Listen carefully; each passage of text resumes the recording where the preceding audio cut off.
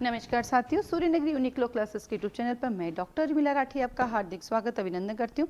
बात कर रहे हैं हम लोग भारतीय साक्ष्य अधिनियम की। आज हम भारतीय साक्ष्य अधिनियम को याद करते हैं।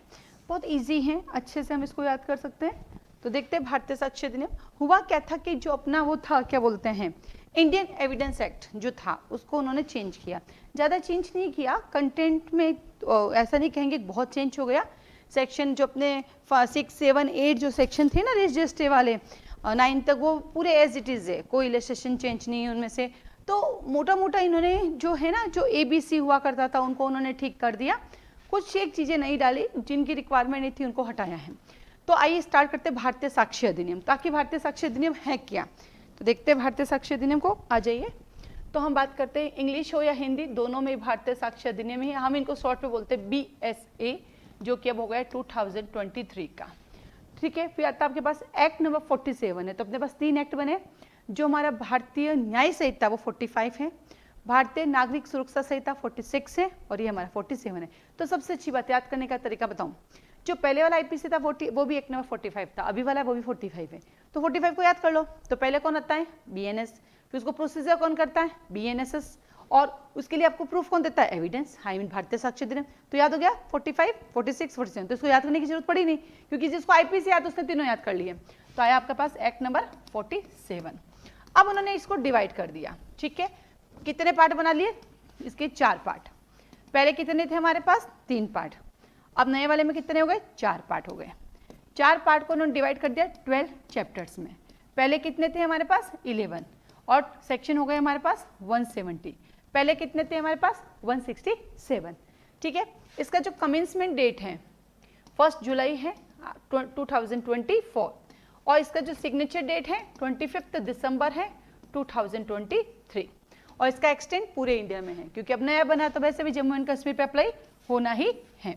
आगे बढ़ते हैं हम लोग। आता सबसे पहले पार्ट नंबर 1।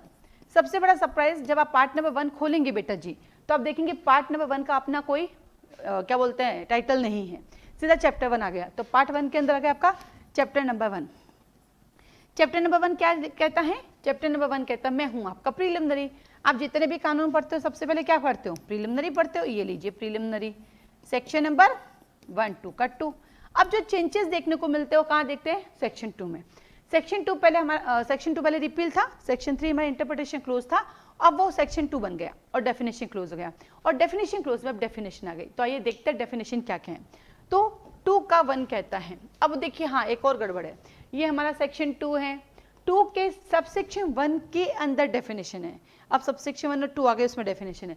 2(1) का A कहता है, कहाँ जाऊंगा मैं, कोर्ट। बोलो बोलो, आप बोल सकते हो, ऑफलाइन वाले बच्चे, ऑनलाइन वाले बच्चे आप बोल सकते हो, क्योंकि ये रिकॉर्डिंग 2 in 1 है। ये क्लास की रिकॉर्डिंग है, जहाँ पे ऑफलाइन बच्चे बैठे हैं, मेरे मोबाइल के अंदर ऑनलाइन बच्चे बैठे हैं, और मैं यूट्यूब के लिए भी कर रही हूँ। तो तीनों साथ साथ चल रहे हैं, तो आप लोग बोल सकते हैं। ओके, हाँ जी। तो सबसे पहले मैं कोर्ट जाती हूँ, कोर्ट जाके क्या देती हूँ, कंक्लूसिव प्रूफ देती हूँ। कंक्लूसिव प्रूफ मेरा क्या हो गया, मेरा डिसप्रूव हो गया। ठीक है। अब देखो याद करने का तरीका, सबसे पहले मैं कोर्ट गई, कोर्ट में जाके मैंने कंक्लूसिव प्रूफ दिया, वो मेरा डिसप्रूव गया। तो मुझे उसको डिसप्रूव को प्रूव करने के लिए क्या देना पड़ेगा, डॉक्यूमेंट। तो कैसे याद किया, D फॉर डॉक्यूमेंट, ये आ गया आपका डॉक्यूमेंट। अब E फॉर आपका गया एविडेंस, और F फॉर आपका फैक्ट। अब देखो याद कितना इजी हो गया कि D से डॉक्यूमेंट, E से एविडेंस, F से फैक्ट हो गया। तो A में कोर्ट गई, B में मैंने अपना कंक्लूसिव प्रूफ दिया, C में मेरा डिसप्रूव गया। तो D में मैं डॉक्यूमेंट लाई, E में वो एविडेंस यूज किया, F में फैक्ट हो गया। फैक्ट नहीं पसंद आए तो क्या बन गया मेरा, तो F के बाद आता है हमारा G, EFG आएगा ना, G हमारा फैक्ट इन इश्यू बन गया। अब फैक्ट इन इश्यू बन गया तो क्या आया, H, क्या हुआ, H। तो जब तेरा फैक्ट इन इश्यू है तो कोर्ट का डिस्कशन पा रहे, चाहे तो ले चाहे तो नहीं, तो that is a may presumption. तो मे प्रिजम्पशन क्या होती है, हमारी कोर्ट का डिस्कशन पार होती है। GHI, तो मैंने क्या क्या, आई नॉट प्रूव, इसको हमने याद किया आई नॉट प्रूव, मैंने कोई प्रूव नहीं किया, तो आई नॉट प्रूव। GHI, फिर आता है जे में, इसको हमने ऐसे याद किया, जे में प्रूव कर दूं तो तुम क्या करोगे, तो इसको हमने कैसे किया, जे। फिर आता के, केलेवेंट, तो हमने बना दिया इसका रेलेवेंट, केलेवेंट रेलेवेंट। और ये आया एल, एल का साउंड कैसे होता है, शेल। तो ये देखो शेल से एल का साउंड, एल, एल यानी शेल। याद हो गया, डेफिनेशन क्लोज खत्म हो गया। तो डेफिनेशन क्लोज याद करने का कहीं ना कहीं ट्रिक होता है, तो धीरे धीरे इस नई नई ट्रिक आएगी, क्योंकि नया आया, पहले वाला तो फटाक से याद था, फटाफट चले जाते, पहले कोड जाते, फैक्ट देते, दिस दिस दिस। अभी भी आ गया, कोड गई, कोर्ट में कंक्लूसिव प्रूफ लिख के गई, कंक्लूसिव में डिसप्रूव हो गया, उसके लिए मैं डॉक्यूमेंट लाई, डॉक्यूमेंट में एविडेंस भी यूज हुआ, एविडेंस को उन्होंने मेरे क्या माना, फैक्ट, फैक्ट से आया fact in issue, fact in issue को कोर्ट ने मैं प्रिजम्पशन किया, मैं प्रिजम्पशन करने के बाद तो नॉट प्रूव हो गया, तो मुझे कहा जाओ प्रूव करके आओ, प्रूव करने के लिए मुझे रेलेवेंट फैक्ट लाने पड़े, फिर कोर्ट ने मेरे रेलेवेंट फैक्ट की शेल प्रिजम्पशन की, ये आपका डेफिनेशन क्लोज खत्म हो गया। ठीक है, देन आता है आपके पास, तो ये पार्ट नंबर 1 का चैप्टर 1 का प्रीलिमिनरी 1, 2 का 2 है। देन हम चढ़ते हैं पार्ट नंबर 2। अब और सरप्राइज देखेंगे आप, जो पार्ट 2 है इसका अपना कोई टाइटल नहीं है, तो फिर पार्ट 2 क्या है, चैप्टर 2 है। तो आ जाइए पार्ट 2 के अंदर चैप्टर 2, इसके अंदर आता है relevancy of fact. Relevancy of fact कहाँ से कहाँ तक आती है, सेक्शन 3 से लेकर 50। सेक्शन 3 से 50 के अंदर इसको हम डिवाइड कर सकते हैं। सेक्शन 3 कहता है fact in issue, relevant fact का कर सकता है, एविडेंस दे सकता है। तो सेक्शन 4 कहता है सेम ट्रांजेक्शन का पार्ट, सेक्शन नंबर 5 कहता है वही आपका प्रश्न हेतु और आपका क्या बोलता है ओकेजन। फिर आप क्या आता है सेक्शन नंबर 6 कहता है आपका मोटिव, वही आपकी प्रिपरेशन, वही कंडक्ट, प्रीवियस, सब्सिक्वेंट। तो जो हमारा 4, 5, 6 है, जो 4, 5, 6 है, वो पहले हमारा 6, 7, 8 था, और जो 7 है वो 9 बन गया। तो सेम है, कुछ नया तो कुछ है ही नहीं इसके अंदर, सब कुछ वैसा ही चल रहा है हमारा। देन आता आपके पास पार्ट नंबर 3। अब जब आप पार्ट नंबर 3 में जाएंगे तो वो आता हमारा ऑन प्रूफ, सबूत के विषय में। तो ये आ गया आपके पास प्रूफ। इसका अपना एक टाइटल है जो कहां से कहां तक है, सेक्शन नंबर 51 से 103 तक, जो 51 से 103 तक है, ये डिवाइड है हमारा। चैप्टर नंबर इसमें 3 आएगा, चैप्टर हमारा 4 आएगा, चैप्टर 5 आएगा, चैप्टर 6 आएगा। तो चैप्टर नंबर 3 कहता है facts which need not to be prove, facts which need not to be prove, section number 51 से 53। फिर आता है हमारे पास चैप्टर 4 ऑरल एविडेंस, जो बात करता है 54 से 55। और फिर आता है हमारे पास डॉक्यूमेंट्री एविडेंस, जो बात करता है 56 से 93।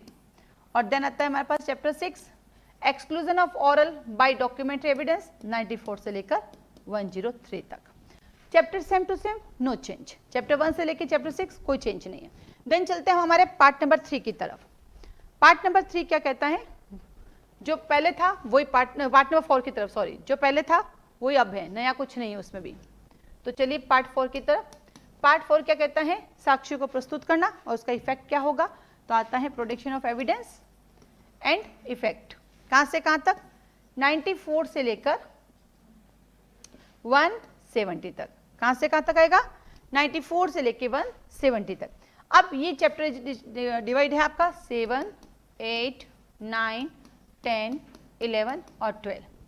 सेम टू सेम आपके वैसे चैप्टर्स डिवाइड है जैसे पहले थे, बस इस बार नया आ गया। क्या कहा मैंने, इस बार आपका नया आ गया।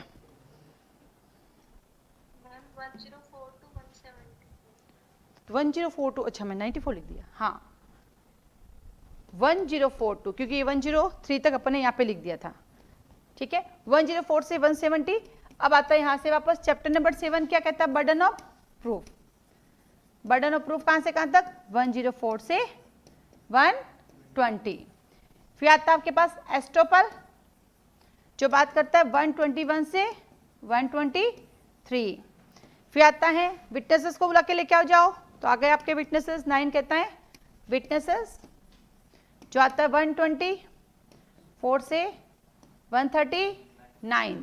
फिर चैप्टर नंबर 10 में क्या हुआ, इनकी एग्जामिनेशन कर लेते हैं। इनकी आरती तो उतारनी नहीं है अपन को, जब विटनेसेस आएगी आरती उतार के एग्जामिनेशन कर लेते हैं।